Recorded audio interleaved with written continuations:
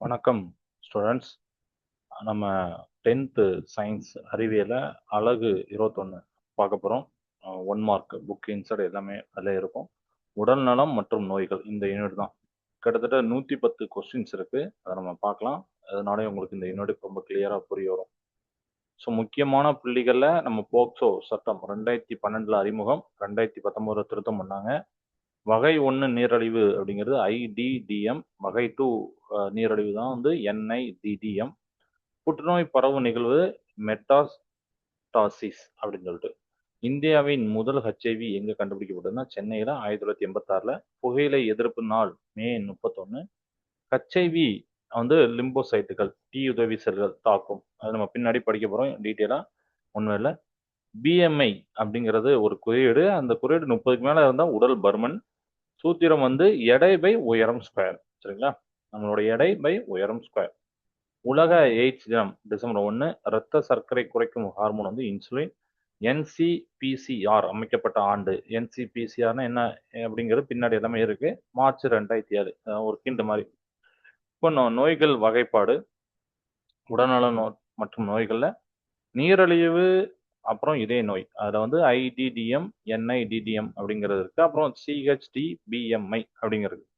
புற்றுநோய் எய்ட்ஸ்ல வந்து நம்ம கார்சினோமா, சார்கோமா அப்படிங்கிறது இருக்கு. பின்னாடி நம்ம பார்க்கலாம். ஹெச்ஐவி, அப்புறம் எலிசா சோதனை. போதை புகையிலை அப்படிங்கிற நிக்கோட்டின் இருக்கு, டெடாக்ஸ், போக்சோ, இதெல்லாம் நம்ம இப்படி வகைப்படுத்தியிருக்கோம். குழந்தைகள் பாதுகாப்பு மற்றும் சட்டங்கள் 1வது கொஸ்டின். கொடூரமான, வன்முறையான மற்றும் அல்லது காயம் ஏற்படுத்துகின்ற தாக்குதலுக்கு ஒருவரை உள்ளாக்குவது தவறான பயன்பாடு. குழந்தைகளின் ஆரோக்கியம் மற்றும் வளர்ச்சியை பாதிக்கும் செயல். குழந்தைகளை தவறாக பயன்படுத்துதல். 2வது கொஸ்டின். போக்சோ சட்டம் அறிமுகப்படுத்தப்பட்ட ஆண்டு நம்ம பார்த்தோம் 2012. சரிங்களா? Important question. போக்சோ அப்படிங்கிற ஒரு எக்ஸ்பான்ஷன் என்னன்னா protection of children from sexual offences. 2012 அறிமுகம் பண்ணாங்க. 2019 திருத்தம் பண்ணாங்க. நினைவு வைக்கிறதுக்கு நம்ம என்ன பண்ணணும்னா 12 வயதுக்கு முன் 2012 அப்படிங்கிறத நீங்க வந்து இது பண்ணிக்கலாம். சரிங்களா? 12 வயதுக்கு முன் 2012. 2012 ஞாபகம் வச்சுக்கலாம். போக்சோ என்பதின் விரிவாக்கம் இப்போ நம்ம பார்த்தோம். Protection of children from sexual offences. So POCSO சட்டம் முதலில் திருத்தப்பட்ட ஆண்டு 2019. அடுத்த கேள்வி 6. பாலியல் குற்றங்களிலிருந்து குழந்தைகளை பாதுகாக்கும் அமைச்சகம்னா பெண்கள் மற்றும் குழந்தைகள் மேம்பாட்டு அமைச்சகம். Question number 7. குழந்தைகளுக்கு உதவும் 24 மணி நேரம் செயல்படும் தொலைபேசி எண் 1098. சரிங்களா? 1098 அது கவுண்ட் டவுன் பண்றோம் ஈஸி. ஏன்னா ஈஸியாக அந்த குழந்தைகளால் அது ஞாபகம் வச்சுக்கிட முடியும். அதுக்காண்டி சைல்ட்லைன் இந்தியா என்ன இது. Question number 8. குழந்தை உரிமைகள் பாதுகாப்பிற்கான தேசிய ஆணையம் நம்ம பார்த்தோம்னா என்சிபிசிஆர். அதுதான் தமிழ்ல குழந்தை உரிமைகள் பாதுகாப்பிற்கான தேசிய ஆணையம். அமைக்கப்பட்ட ஆண்டு மார்ச் 2007. ஓகே.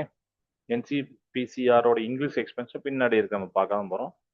என்சிபிசிஆர் எந்த சட்டத்தின் கீழ் அமைக்கப்பட்டதுன்னா குழந்தைகள் உரிமைகள் சட்டம்.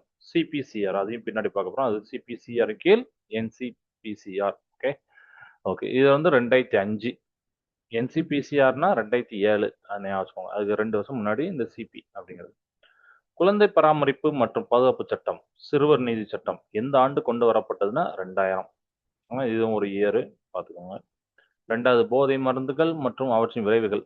உடல் மற்றும் மனம் மருந்துகளுக்கு அடிமையாகி அவற்றை சார்ந்திருக்கும் நிலைதான் அடிமையாதல். அப்படிதானே? மூளையின் மீது செயல்பட்டு நடத்தை, உணர்வு மற்றும் சிந்தனையை மாற்றியமைக்கும் மருந்துகள் தான் மனோவியல் மருந்துகள்.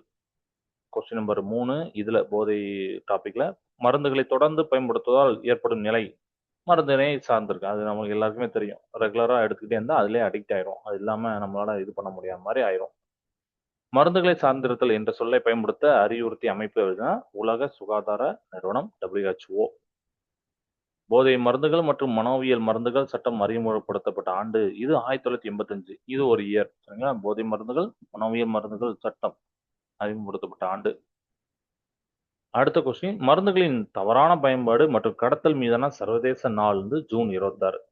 சரியா? ஜூன் 26 சர்வதேச போதை எதிர்ப்பு நாள். மே 31 புகையிலை எதிர்ப்பு நாள். டிசம்பர் 1 எய்ட்ஸ் நாள். சரிங்களா? 3ம் தெரிந்து இருக்க வேண்டும். அதனால அந்த ஜூன் 26 ஞாபகம் வச்சுக்கோங்க. சர்வதேச போதை எதிர்ப்பு நாள். அப்போனா அந்த அன்னைக்கு தான் அந்த மருந்துகளுடைய தவறான பயன்பாடு மற்றும் கடத்தல் மீதான சர்வதேச நாளா நம்ம சொல்லுவோம். அபீன் மற்றும் அதிலிருந்து பெறப்படும் மருந்துகள் எவ்வாறு அழைக்கப்படுதுன்னா, அதெல்லாம் ஓபி ஆய்டுகள் அப்படின்னு சொல்லிட்டு சரிங்களா. ஓபி ஆய்டுகள். அடுத்த கொஸ்டின், மத்திய நரம்பு மண்டலத்தை செயல்பட விடாமல் மந்தப்படுத்தும் மருந்து தான் மன அழுத்த குறைப்பான். ஓகே. ஒரு நபர் போதைப் பொருட்களிலிருந்து விடுபட வழங்கப்படும் மருத்துவ சிகிச்சை அப்படின்னா நச்சு நீக்கம், டீடாக்சிஃபிகேஷன் அப்படிம்பாங்க சரிங்களா. டிடாக்ஸ் அப்படிங்கிறது நம்ம சொல்லலாம். Okay right. 3, புகையிலை மற்றும் மது பழக்கம். புகையிலையில் உள்ள மிகவும் நச்சுத்தன்மை வாய்ந்த ஆல்கலாய்டு அதுதான் நிக்கோட்டின். நுரையீரலில் உள்ள மூச்சு சிற்றறைகளில் வீக்கத்தை ஏற்படுத்தி வாயு பரிமாற்றத்தை குறைக்கும் நோய் தான் எம்பைசீமா அப்படிங்கிறது சரிங்களா. ஸோ இது வந்து நுரையீரல் அந்த சின்ன சின்ன மூச்சு சிற்றறைகளை வீக்கத்தை ஏற்படுத்தி வாயு பரிமாற்றத்தை குறைக்குமா. எம்பைசீமா நுரையீரல் பாதிப்பு புகைப்பிடிப்பவர்களுக்கு அதிகம் வரும். சிற்றறைகளின் சுவர்கள் உடைந்து ஆக்சிஜன் பரிமாற்றம் குறையும். ஆக்சிஜன் நமக்கு தேவை, அது ரொம்ப குறைஞ்சிடும். இரத்த சிவப்பணுக்களின் ஆக்சிஜன் ஏந்தும் திறனை குறைக்கும் நச்சுவாயு தான் கார்பன் மோனாக்சைடு CO சரிங்களா. அது இரத்த சிவப்பணுக்களோட ஆக்சிஜன் ஏந்த திறனை குறைச்சிடும். உலக புகையிலை எதிர்ப்புனா நம்ம பார்த்தோம் மே 31. இந்தியாவில் புகையிலை எதிர்ப்பு சட்டம் கொண்டு வரப்பட்ட ஆண்டு அப்படின்னா மே 1, 2004. புகையிலை மெல்லுவதால் ஏற்படும் வாய் புற்றுநோய் நிலை என்ன சொல்லுவோம்னா வாய்வழி புற்றுநோய் அப்படின்னு சொல்லுவோம். மது வந்துவதால் முதலில் பாதிக்கப்படும் மண்டலம் அப்படின்னா மைய நரம்பு மண்டலம் CNS அப்படின்னு சொல்லுவாங்களா, அதுதான் ஃபர்ஸ்ட் பாதிக்கப்படும். மதுவினால் கல்லீரலில் அதிக அளவு கொழுப்பு சேமிக்கப்பட்டு உருவாகும் நோய் தான் சிர்ரோசிஸ், கல்லீரல் சிதைவு. இது ஞாபகம் வச்சுக்கோங்க. மது குடிக்கிறவங்களுக்குலாம் அந்த கல்லீரல் இதாயிரும். ஏன்னா அந்த கல்லீரல்ல அதிக அளவு கொழுப்பு சேரும். அந்த நோய்க்கு என்ன பேருனா சிர்ரோசிஸ், கல்லீரல் சிதைவு. கல்லீரல் சிதைவு மதுவினால் கல்லீரல் திசுக்கள் அழிந்து வடுப்படியே ஆகும். இறுதியில் கல்லீரல் செயலிழப்பு ஏற்பட்டுரும். மது அருந்துவதால் ஏற்படும் தற்காலிக மகிழ்ச்சியான நிலை மிதமிஞ்சிய மன உணர்வு. அதாவது அதை குடிக்கும் போது நம்மளுக்கு அப்படியே அந்த தற்காலிகமான ஒரு மகிழ்ச்சியான நிலை வரும். பட் அதில் அடிக்ட் ஆடும் போது தான் ரொம்ப பெரிய இம்பேக்ட். நம்மளோட நரம்பு மண்டலத்திலும் கூட அது ஃபால்ட் பண்ணி விட்டுரும். மது அருந்துவர்களுக்கு எந்த வைட்டமின் குறைபாடு ஏற்படும்னா வைட்டமின் B1 தயாமின் அப்படின்னு சொல்லுவாங்க. இப்போ அடுத்த கேட்டகரியில் நீரிழிவு நோய் டயபெட்டிஸ். ஸோ டயாபெட்டிஸ் என்பதின் பொருள் என்னன்னா ஓடுகின்ற, அதில் பின்னாடி வரக்கூடிய மெல்லிடஸ் அப்படிங்கிறது தான் இனிப்பு. ஸோ டயாபெட்டிஸ் மெல்லிடஸ் அப்படின்னா ஓடுகின்ற இனிப்பம். சிறுநீர் அதிகமாக வெளியேறும், சர்க்கரை கலந்திருக்கும் என்று அர்த்தம் அப்படிங்கிற நம்ம ஞாபகம் சரிங்களா. சிறுநீர் அதிகமாக வெளியேறும் ப்ளஸ் சர்க்கரை எல்லாம் கலந்துருக்கும். அதான் டயாபெட்டிஸ் மெல்லிடஸ், ஓடுகின்ற இனிப்பு. இன்சுலின் சுரப்பியின் பற்றாக்குறையில் ஏற்படும் நோய் தான் டயாபெட்டிஸ் மெல்லிடஸ், நீரிழிவு நோய் அப்படின்னு சொல்லுவோம். இன்சுலின் சுரப்பியோட குறைபாடு தான். கணையத்தில் உள்ள எந்த செல்கள் அழிவதால் வகை 1 நீரிழிவு நோய் ஏற்படுகிறதுனா பீட்டா செல்கள் அழிவதனால் வகை 1 நீரிழிவு நோய், டைப் 1 நீரிழிவு நோய் வருது. வகை 1 நீரிழிவு நோய் மற்றொரு பெயர் தான் நம்ம முன்னாடி நோட்ஸ்ல பார்த்தோம் IDDM, இன்சுலின் சார்ந்த நீரிழிவு நோய். தமிழ்ல வந்து இன்சுலின் சார்ந்த நீரிழிவு நோய். வகை 2 டைப் 2 டயபெட்டிஸ் வந்து நீரிழிவு நோய் மற்றொரு பெயர் NIDDM, இன்சுலின் சாராத நீரிழிவு நோய். வகை 1 பார்த்தீங்கன்னா IDDM, குழந்தைகள் இளைஞர்களுக்கு வரும். வகை 2 பார்த்தீங்கன்னா வயதானவங்களுக்கு வரும் NIDDM. அப்புறம் ஐ போட்டு இன்சுலின் டிபெண்டன்ட், ஏன்னா அதில் ஐ இருக்கும். இந்த நீரிழிவு இந்த இதில் இன்சுலின் சாராதில் பார்த்தீங்கன்னா N இருக்கும். ஸோ நான் இன்சுலின் டிபெண்டன்ட் தனியாக வச்சுக்கோங்க. ரத்தத்தில் குளுக்கோஸ் அளவு அதிகரித்தல் என்ன பேருனா ஹைப்பர் கிளைசீமா சீமியா அப்படிங்கிறது தான் அதோட பேரு. அதிகளவு சிறுநீர் வெளியேறதுக்கு என்ன பேருனா பாலியூரியா. நீரிழிப்பினால் ஏற்படும் அதிகப்படியான தாகம் பாலிடிப்சியா. அதிகப்படியான பசி எடுத்தல் பாலிபேஜியா. ஸோ நீரிழில 3 அறிகுறிகள் இருக்கும். அது பேர் தான் பாலிட்ரியோ அப்படிம்பாங்க. ட்ரியோனா 3. ஒன்று வந்து பாலியூரியா சிறுநீர் போகிறது, பாலிடிப்சியா தாகம் எடுக்கிறது, பாலிபேஜியா பசி ஏற்படுறது. 3 பாலி அப்படிங்கிறத நம்ம ஞாபகம்.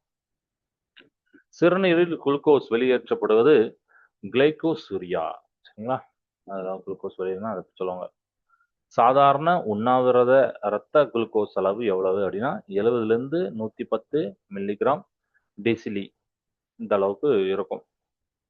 சாப்பிட்ட பின் சாதாரண இரத்த குளுக்கோஸ் அளவு எவ்வளோன்னா 110லேருந்து 140 வரைக்கும் இருக்கும் மில்லிகிராம் பெர் டெசிலி. அந்த அளவுக்கு சாப்பிட்ட பின் இருக்கும் சாதாரண இரத்த குளுக்கோஸ் அளவு.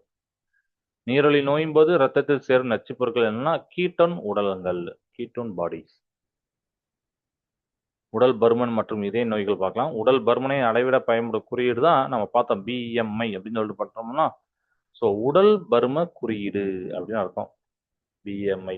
ஓகே, பிஎம்ஐ கணக்கிட சூத்திரம் வேணும்னா இதுவும் ஒரு இம்பார்ட்டன்ட். கூட கேட்டால் கூட எழுதலாம். எடை பை உயரம், அது அந்த உயரம் மீட்டர் ஸ்கொயர் அப்படிங்கிற மாதிரி வச்சுருப்போம், சரிங்களா? ஸோ எடை வந்து பார்த்தீங்கன்னா கிலோகிராம். அது வந்து எப்படி நம்ம வந்து பார்த்தீங்கன்னா, இதில் உயரம் அப்படின்னா அதுவும் ஸ்கொயர் தான், சரிங்களா? அது மீட்டர் ஸ்கொயர் அப்படின்னு மொத்தமாக போட்டிருக்கேன்.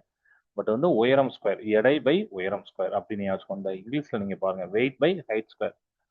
ஸோ மீட்டர் ஸ்கொயர் அப்படிங்கிறது யூனிட், கிலோகிராம் அப்படிங்கிறது கேஜி. ஸோ பிஎம்ஐ அப்படின்னா பாடி மாஸ் இண்டெக்ஸு. உதாரணம் 60 கேஜி கொடுத்துருக்காங்க, ஒரு பையனுக்கு இருக்கு. அவனுடைய ஹைட் வந்து மீட்டரில் சொல்லும்போது 1.65, அதை ஸ்கொயர் பண்ணணும்.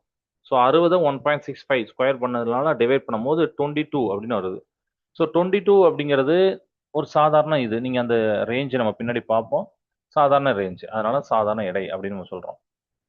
நீங்க பாருங்க, பிஎம்ஐ மதிப்பு எதற்கு மேல் இருந்தால் உடல் பருமனானவர் அப்படிங்கிறது அப்படின்னா 30 கேஜி பெர் மீட்டர் ஸ்கொயர் மேல இருந்தா, சரியா? அப்போ இருந்தா உடல் பருமன் அப்படின்னு அவரை சொல்லிடலாம்.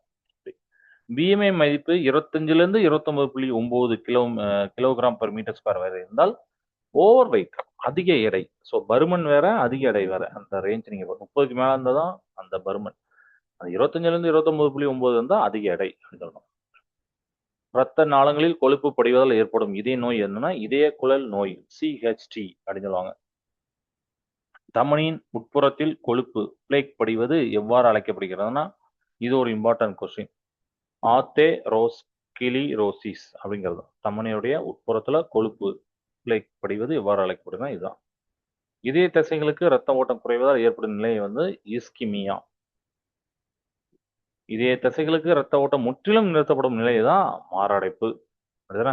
ஸோ இஸ்கெமியா அப்படின்னா குறைவு, இதுவே மாரடைப்புனா முற்றிலும் நிறுத்தம். இஸ்கெமியா தொடர்ந்தால் மாரடைப்பு வரும். ஸோ எம்ஐ அப்படிங்கிறது ஹார்ட் அட்டாக்லாம் சொல்லியிருப்பாங்க.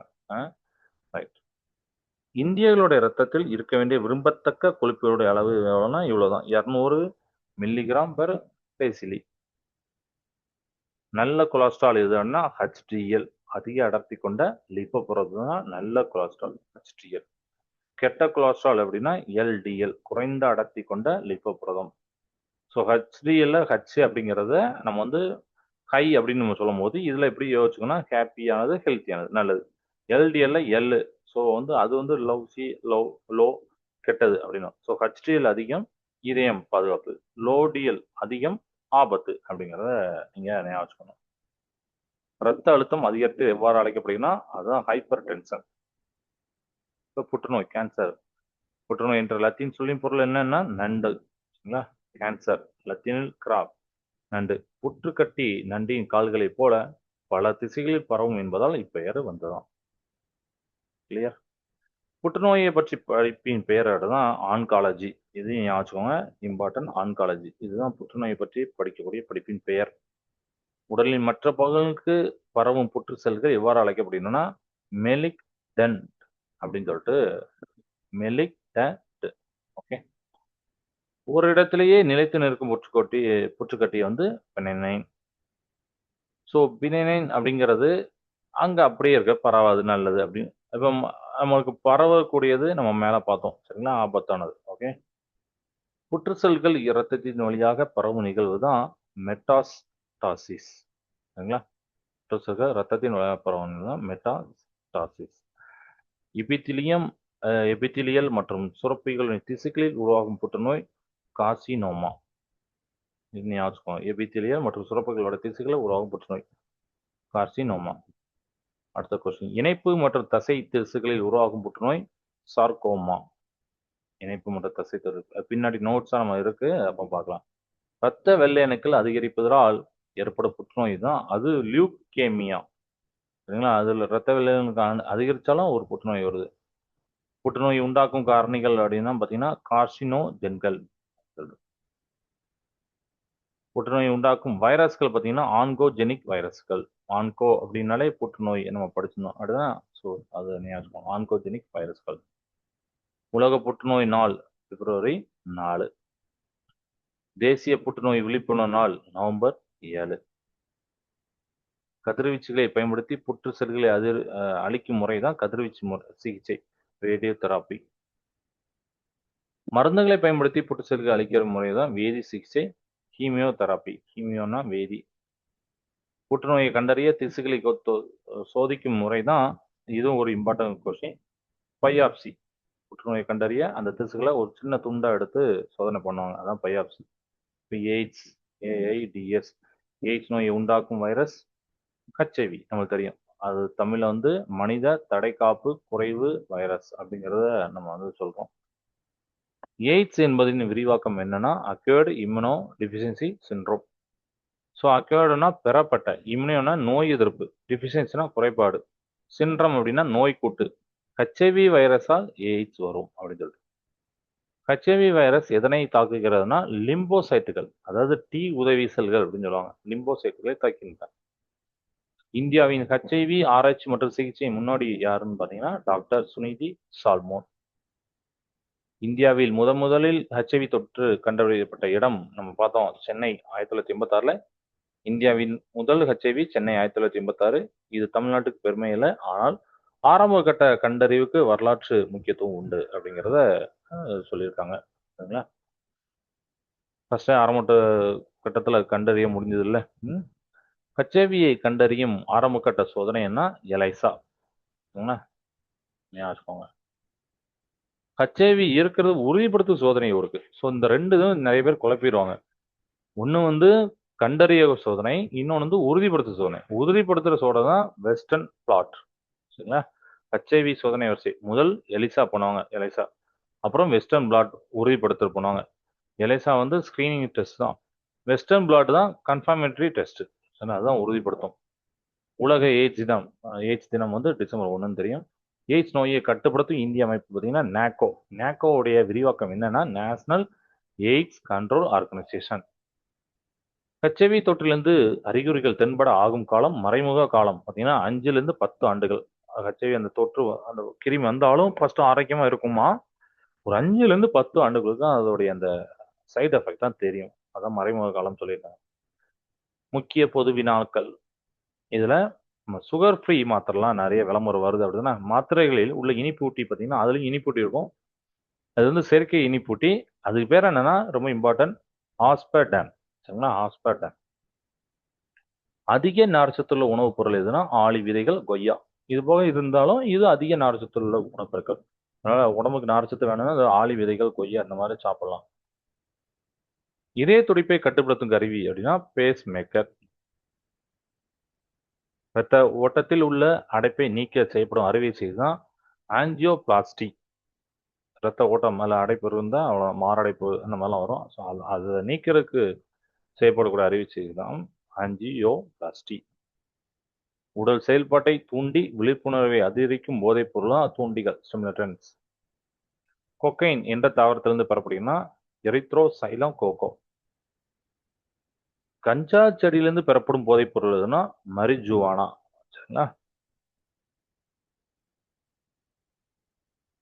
ஹெராயின் என்பது எதன் வழிப்பொருள்னா மார்பின். உடல் பருமனுக்கு முக்கிய காரணமாக கருதப்படும் உணவு அப்படின்னா துரித உணவுகள், ஜங்க் ஃபுட்ஸ். மரபு ரீதியான புற்றுநோய்கள் எதனால் ஏற்படுகின்றன? மரபணு மாற்றம், மியூட்டேஷன் அப்படின்னு சொல்லிட்டு. மது அருந்துவதால் ஏற்படும் மனநிலை மாற்றம், குழப்பம் மற்றும் மன அழுத்தம் தான் அதிகரிக்கும். மதுவினால் பாதிக்கப்படும் முக்கிய சுரப்பு எதுனா கல்லீரல், லிவர். இன்சுலின் சுரக்கும் உறுப்பு எதுனா கணையம். சரிங்களா? கணையம் தான் அந்த இன்சுலின் சுரக்கும்.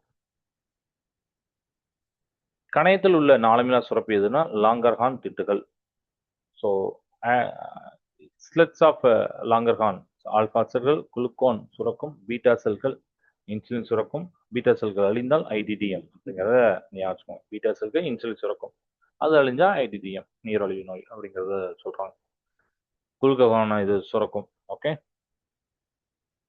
புற்றுநோய் திசுக்களை கண்டறிய உதவும் நவீன ஸ்கேன் முறை தான் எம்ஆர்ஐ, காந்த அதிர்வு. இதை நிறைய இடத்துல கேட்குறாங்க. சரியா? புற்றுநோய் திசுக்களை கண்டறிய உதவும் நவீன ஸ்கேன் முறை. எய்ட்ஸ் பரவும் முறை யாதுன்னா பாதிக்கப்பட்டவருடைய ரத்தம், உடல் திரவங்கள் மூலமா பரவும். மதுவினால் இதய தமனிகளில் ஏற்படும் பாதிப்பு அப்படின்னா இரத்த அழுத்தம் அதிகரித்தல். குழந்தைகளுக்கு எதிரான குற்றங்கள் தொடர்பாக புகார் அளிக்க உதவும் சட்டம் தான் போக்சோ சட்டம், போக்சோ ஆக்ட். புகையில் உள்ள புற்றுநோயை உண்டாக்கும் பொருள் அப்படின்னு புகையில பற்ற வைக்கும்போது அந்த புகை வரும். அதுல புற்றுநோய் உண்டாக்கக்கூடிய ஒரு பொருள் இருக்கு. அதுதான் பென்சோபைரின். ஸோ அந்த அந்த ஸ்மெல்லை நம்ம வாங்கினாலும் புற்றுநோய் வரதுக்கு வாய்ப்புகள் இருக்கு. அதனால நம்ம எல்லா இடத்துலையும் பொது இடத்துல யார் குடித்தாலும் வந்து ரெஸ்ட்ரிக்ட் பண்ணணும், குடிக்கக்கூடாதுன்னு சொல்லணும். சரிங்களா? புகையிலை மெல்லுவதால் ஏற்படும் தடித்த வெண்மையான திசு பகுதியா லூகோபிளாக்கியா. மேலும் சில முக்கியமானவையெல்லாம் பார்க்கலாம். ஆன்கோ நம்ம பார்த்தோம் புற்றுநோய் பத்தி. ஸோ ஆன்கோனா கட்டி அப்படின்னு பேரு என்ற சொல்லின் பொருள் கட்டி. எய்ட்ஸ் நோய்களுக்கு வழங்கப்படும் மருந்துகள் பார்த்தீங்கன்னா ஆன்டி ரெட்ரோ வைரல் மருந்துகள். இங்கிலீஷில் அதில் இருக்கேன் ஏஆர்வி அப்படின்னு போட்டிருக்கேன். ஸோ ஏஆர்வினா ஆன்ட்ரியோ ரெட்ரிவல் ட்ரக்ஸ். ஹெச்ஐவி முழுமையாக குணப்படுத்தாது, ஆனால் வைரஸோடைய பெருக்கத்தை தடுக்கும். ஏஆர்டி ஆன்டி ரெட்ரோவைரல் தெராப்பி என்றும் சொல்லுவாங்க. அது வந்து சிகிச்சை முறையாக அதை சொல்லுவாங்க ஏஆர்டி. இந்த ஏஆர்வி மருந்தை கொடுத்தா குணப்படுத்த முடியாது. ஆனால் இந்த 5-10 ஆண்டுகள் இந்த சொல்கிறோம்ல அந்த சிம்டம்ஸ் தான் தெரியும், பாதிப்படைவாங்க. அதை கொஞ்சம் எக்ஸ்டெண்ட் பண்ணிக்கலாம் அப்படிங்கிறது சொல்லியிருக்காங்க. சரிங்களா? மதுவினால் தசை மற்றும் நரம்பு ஒருங்கிணைப்பு பாதிக்கப்படுது. எதனால்னா சிறுமூளை பாதிக்கப்படுறதுனால, செரிபெல்லம் டேமேஜ்னால. இரத்த சர்க்கரை அளவை குறைக்கும் ஹார்மோன் இன்சுலின். அதுமாதிரி இரத்த சர்க்கரை அளவை அதிகரிக்கும் ஹார்மோன் ஒன்று இருக்கு, அதுதான் குளுக்கோகான். ஸோ இன்சுலின் விஸ் குளுக்கோகான் எதிரெதிர் திசையில் செயல்படும். இன்சுலினா சர்க்கரை அளவை குறைக்கும், குளுக்கோகான் சர்க்கரை அளவை கூட்டும். இரண்டும் கணையத்தில் லாங்கர்ஹான் திட்டுகளில் சுரக்குது. குளுக்கோகான் அதெல்லாம் ஞாபகம். ஆல்கஹால் ஒரு மன அழுத்த குறைப்பான். புற்றுநோய் பரவாமல் தடுக்க பயன்படும் இன்டர்ஃபெரான்கள் எவை அப்படின்னா உயிரியல் துலங்கல் மாற்றிகள், பயாலஜிக்கல் ரெஸ்பான்ஸ் மாடிஃபையர்ஸ் அப்படின்னு சொல்லிட்டு. பாலியல் துன்புறுத்தலுக்கு உள்ளாகும் குழந்தைகளை விசாரிக்க அமைக்கப்பட்ட நீதிமன்றங்கள் போக்சோ சிறப்பு நீதிமன்றங்கள். அடுத்த கொஸ்டின், ஆரோக்கியமான வாழ்க்கை முறைக்கு அவசியமானது சீரான உணவு சாப்பிடணும், உடற்பயிற்சி மேற்கொள்ளணும். இதுதான் ஆரோக்கியமான வாழ்க்கைக்கு. ஆல்பா இன்டர்ஃபெரான்கள் எதற்காக பயன்படுகிறதுனா புற்றுக்கட்டிகளை அழிக்க. இது ஒரு இம்பார்ட்டன்ட் கொஸ்டின். ஆல்பா இன்டர்ஃபெரான்கள் புற்றுக்கட்டிகளை அழிக்க. இப்போ நம்ம மைண்ட் மேப் சில நோட்ஸ் எல்லாம் பார்க்கலாம். இப்போ நீரிழிவு நோயில நம்ம பார்த்தோம் ஐடிடிஎம் வகை 1 பீட்டா செல் அழிவுனால. என்ஐடிடிஎம் அப்படின்னா வகை 2 இன்சுலின் எதிர்ப்பு. பாலிட்ரியோனா யூரியா, டிப்சியா, பேஜி எல்லாம் பார்த்தோம். பசி, தாகம், அந்த சிறுநீர் அதிகமாக வெளியேறலாம் பார்த்தோம். இன்சுலின் குறையிறதுனா சர்க்கரை. குளுக்கோகான் அதிகரிக்கு அப்படிதான். ஏன்னா அந்த சர்க்கரை இது வந்து இன்சுலின் குறைக்கு, குளுக்கோகான் இன்க்ரீஸ் பண்ணுறது, அதுதான் அர்த்தம். ஸோ எஃப்பிஎஸ் 70-110, பிபி 110-140 மில்லிகிராம் டெசிலி, இதெல்லாம் நம்ம மேலே பார்த்ததான் அப்படிதான். இதய நோய் பிஎம்ஐ. பிஎம்ஐனா எடை பை உயரம் ஸ்கொயர். இந்த பார்ல இங்கே பார்த்துக்கோங்க, உயரம் ஸ்கொயர். நார்மலாக நம்ம நார்மல் ரேஞ்ச் எவ்வளோ? இப்போ 23 இருந்தால் நார்மல். ஏன்னா 18.5 24.9 வரைக்கும் நார்மல் தான். ஓவர் வெயிட் எப்போ சொல்லலாம்? 25-29.9 வரைக்கும் அதிக எடைன்னு சொல்றது. உடல் பருமன் அப்படிங்கிறத 30 விட அதிகமாக இருக்கும்போது. ஹெச்டிஎல்னா நல்ல, எல்டினா கெட்ட கொலஸ்ட்ரால். அப்புறம் ஆத்ரோசெலரிஸ் அப்படிங்கிற இஸ்மியா, எம்ஐ அப்படின்லாம் பார்த்தோம். கொழுப்பு விரும்பத்தக்க எவ்வளவுனா இந்தியர்களுக்கு லெஸ் தென் 200 மில்லிகிராம் பெர் டெசிலி. புற்றுநோய் வகையில் எங்கெங்க எப்படி எப்படி வரக்கூடியது பார்த்தீங்கன்னா கார்சினோமானா எபிதிலியல் திசுக்கள்ல, சார்கோமா இணைப்பு அல்லது தசை திசுக்கள்ல, லூக்கமியா அப்படின்னா ரத்த வெள்ளை அணுக்கள் வர்றத, அப்புறம் பென்னிங் அப்படிங்கிறது பரவாது, மேலிங்கன் அப்படின்னா பரவும் அப்படின்னு நம்ம சொல்லியிருந்தோம். ரேடியோ ஹீமியோ பயோஸ்பி சிகிச்சை முறைகள்லாம் இருக்கு அப்படிங்க பார்த்தோம். எய்ட்ஸ், ஹெச்ஐவி டி உதவி செல்கள் லிம்போசைட்ஸ் தாக்கும். எலேசா ஸ்கிரீனிங் வெஸ்டர்ன் பிளாட் கன்ஃபார்ம் பண்ணும். மறைமுக காலம் 5-10 ஆண்டுகள். ஏஆர்வி மருந்துகள் சிகிச்சை. நாக்கோ இந்திய கட்டுப்பாட்டு அமைப்பு அப்படிலாம் நம்ம பார்த்தோம். இப்போ புகையிலை மது நிக்கோட்டின் இருக்கும், ஆல்கஹாலைடு நச்சு, CO2 அந்த புகையில இருக்கும். அது வந்து ஆக்சிஜன் தரம் குறைக்கும் நம்மளுடைய நுரையீரலில். ஸோ எம்பிசிமா அப்படிங்கிறது நுரையீரல் பாதிப்பு, செர்கோசிஸ் அப்படிங்கிறது கல்லீரல் சிதைவு, விட்டமின் B1 தயாமின் அப்படின்னு பார்த்தோமா, மது அருந்துவதால் ஏற்படும் குறைபாடு, சத்து இந்த விட்டமின் இருக்காது. குழந்தைகள் சட்டம் போக்சோ 2012, அது திருத்தம் 2019. சைல்ட்லைன் நம்பர் வந்து 1098. NCPCR மார்ச் 2007 இது பண்ணாங்க. அண்ட் சிபிசிஆர் வந்து அதுக்கு முன்னாடி 2005. இது போக இன்னொரு ஆக்ட் இருக்கு, JJ ஆக்ட், அதுதான் 2000. சரியா? அது நம்ம பின்னாடி பார்ப்போம். என்ன விரிவாக்கத்தை சொல்றேன். முக்கியமான தேதிகள்: ஜூன் 26 சர்வதேச போதை எதிர்ப்பு நாள். மே 31 உலக புகையிலை எதிர்ப்பு நாள். டிசம்பர் 1 உலக எய்ட்ஸ் தினம். பிப்ரவரி 4 உலக புற்றுநோய் நாள். நவம்பர் 7 தேசிய புற்றுநோய் விழிப்புணர்வு நாள். சரிங்களா? ஸோ இங்க நீங்க எல்லாமே பார்த்துக்கணும். உலக புற்றுநோய் நாள் எங்க இருக்கு, தேசிய அப்படிங்கிறதெல்லாம் பார்த்துக்கணும். சர்வதேச போதை, உலக புகையிலை அப்படிங்கிறது. இந்திய புகையிலை சட்டம் மே 1 2004. சரியா? 2004. இப்போ விரிவாக்கம் பார்க்க போறோம். HIV human immuno deficiency virus, மனித நோய் எதிர்ப்பு குறைபாடு வைரஸ். எய்ட்ஸ் அப்படின்னா அக்வயர்டு இம்யூனோ டெஃபிஷியன்சி சின்ட்ரம், பெறப்பட்ட நோய் எதிர்ப்பு குறைபாடு நோய்க்குறி. IDDM insulin dependent diabetes mellitus, insulin சார்ந்த நீரிழிவு நோய். என்ஐடிடிஎம் அப்படிங்கிறது non insulin dependent diabetes mellitus, insulin சாராத நீரிழிவு நோய். பிஎம்ஐ அப்படின்னா பாடி மாஸ் இண்டெக்ஸ், உடல் நிறை குறியீடு. சிஹெச்டி அப்படின்னா கரோனரி ஹார்ட் டிசீஸ், இதய தமனி நோய். ஹெச்டிஎல்னா ஹை டென்சிட்டி லிப்போப்ரோட்டீன், உயர் அடர்த்தி லிப்போப்ரோதம் அப்படின்னு சொல்லலாம். எல்டிஎன்னா லோ டென்சிட்டி லிப்போப்ரோட்டீன், குறைந்த அடர்த்தி லிப்போப்ரோதம். அப்புறம் எலைசாவோட எக்ஸ்பான்ஷன் என்னன்னா enzyme linked immuno sorbent assay, enzyme சார்ந்த நோய் எதிர்ப்பு உறிஞ்சி சோதனை. அதுதான் ELISA. ARV antiretroviral drugs, antiretroviral மருந்துகள் அப்படின்னு சொல்லிப்போம். சட்டங்கள், அமைப்புகள். போக்சோ விரிவாக்கம் protection of children from sexual offences, பாலியல் குற்றங்களிலிருந்து குழந்தைகளை பாதுகாக்கும் சட்டம். என்சிபிசிஆர் அப்படின்னா national commission for protection of child rights, தேசிய குழந்தைகள் உரிமைகள் பாதுகாப்பு ஆணையம். நேக்கோ அப்படிங்கிறது நேஷனல் எய்ட்ஸ் கண்ட்ரோல் ஆர்கனைசேஷன், தேசிய எய்ட்ஸ் கட்டுப்பாட்டு அமைப்பு. WHO தெரியும், வேர்ல்டு ஹெல்த் ஆர்கனைசேஷன், உலக சுகாதார நிறுவனம் தெரியும். ஜேஜே ஆக்ட் மேல பார்த்தோமா, ஜுவனைல் ஜஸ்டிஸ் ஆக்ட் அப்படிங்கிறது சிறுவர் நீதி சட்டம். CPCR act commission for protection of child rights act அப்படிங்கிறது அர்த்தம். ஸோ குழந்தைகள் உரிமைகள் பாதுகாப்பு ஆணைய சட்டம். ஸோ இத்தனை கொஸ்டின் அண்ட் மைண்ட் மேப்பு நோட்ஸ்லாம் பார்த்தோம். இதோட அந்த பயாலஜி நம்ம 10th சயின்ஸ் முடியுது. நம்ம அடுத்த வீடியோவில் வேற ஏதாவது டாபிக் பார்ப்போம். தேங்க்ஸ் ஃபார் வாட்சிங்.